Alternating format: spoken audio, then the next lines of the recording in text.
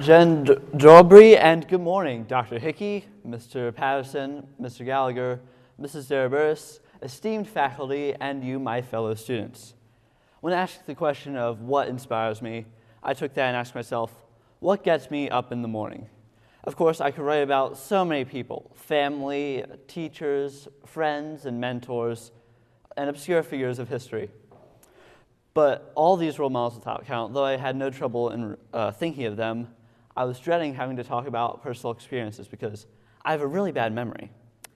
But this would end up deciding what I would speak to you about today, because you see, the brain is just a filter for information. It takes things in from our senses, stores them, interprets them, and then knits your experiences into an interesting, useful, but highly fabricated story of your life. So the answer to the question of what motivates me and what inspires me is this idea that the human brain is so changed by our lives, and I'll be using the word malleable during the speech to convey that idea. This idea of the human brain's imperfection when I wake up in the morning is on my mind. It is an idea that motivates my thinking. This idea of what my experience is and how it is reliant on my brain drives my intellectual curiosity and my wish to understand people. It also encourages my attempts to make these fabricated experiences better and to understand my own biases. So in short, I'm inspired by our most magnificent yet so flawed minds and how easily they can be changed. And I've known inadvertently about this for quite a while. And I've subconsciously learned about it mostly through reading, where I picked up nuggets of information that led me to the conclusion of our malleable human brain. But the first time I ever encountered it is in The Lord of the Rings. It's shown with many character arcs, but primarily with the character arc of Gollum. In the beginning, Gollum starts off as a simple person, merely living his life, but when he finds the One Ring, he is corrupted by it. It becomes the central object of his existence, and he is controlled by it. He twists events from his past to justify a narrative in which he is justified in possessing the ring, and he sacrifices everything for it. It twists and warps his mind so that it is, in fact, in control of him. Of course, this is an extreme example if you've ever read the book or seen the movie. No one ends up looking like that, but it exists in smaller doses in the real world, and this sort of drew me into the idea of a malleable human brain. It was something that showed me how people's motivations can control them, and it explained to me in some part the way people act and inspired me to examine this in myself and in others. So ever since then, I've been looking at what influences me, and it's inspired me to be aware of what controls me. Another example of manipulation of the mind that inspired me was the George Orwell book, 1984.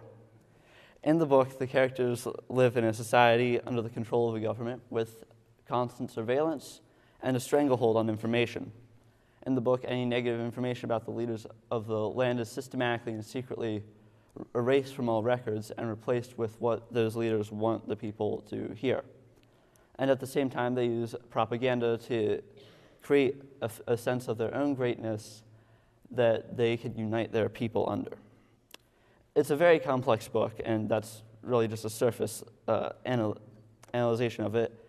But this idea that fear and unity can be used to manipulate people is another thing that inspires me to be aware of that in myself.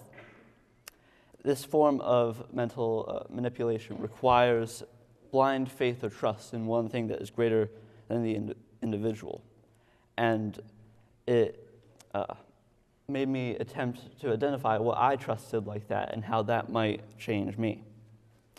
We always consume information we are exposed to, consciously or not, and it is weighed against or added to our view of the world. And this book inspired me to examine what I know and why I know it. George Orwell also inspired me to learn more about political and social sciences. Learning this in the abstract was very helpful in my previous goal of figuring out people's motivations and examining what they do and why they do. And it helped me to do this by providing some things that all humans desire, like unity and survival, and presenting those as motivations that could be manipulated, and to make me aware of that. It explained to me the why of injustices, not just that they are unjust. So this book inspired me to look inward at the model of the world I have created in my head. It has inspired me to think about this also in other people, and how by examining a person's statements, we can glimpse an entire world shaped completely uniquely by their experiences. The other book that I want to mention that has inspired me is The Skeptic's Guide to the Universe, How to Know What's Really Real in a World Increasingly Full of Fake. The book contains, in a few chapters, the core ideas of the speech. It gave me examples of how the human brain is flawed and inspired me to move forward with a more defined understanding of exactly what the brain is, or at least what we understand that it is, and where it fails. It taught me that the areas that it fails are things like memory and our perception of events. And it claims memory is falsified to serve our own personal narratives. And the other core idea, that our individual experiences and the information we take in are changed through the lens of our past experiences and prior knowledge. The book has inspired me to look at what has influenced whatever there is of my memory. I am now fine with the fact that it's not very good, because I know it would just make things up that I wanted to remember. However, I still do fall victim to false memories described by the book, but I'm at least aware that they are false memories. It has also inspired me to look at events I experience as changed by my previous experiences and prior knowledge. And it's inspired me to think critically about the brain and understand when and why it can be wrong. And it's also inspired me to look for sources of information that can't be tampered with by other individuals with the same limitation. And finally, it was the unifying part of this speech. It was really the inception and inspiration of the speech itself. The mind is a complex world of its own. It commands actions that show the influence of many different environments, needs, and traits. And it's a veritable history book of human evolution. Its complexity can be daunting, but to try to understand it is all that we can do. For me, this idea that our brains are imperfect is something that inspires me to work with it, knowing I won't fully succeed it or understand it. The books I mentioned in the speech have all contributed in some way to my knowledge of how heavily the brain can be influenced by our motives, the desire for unity, and the brain's need to create a working model of the universe in our heads based on observable information.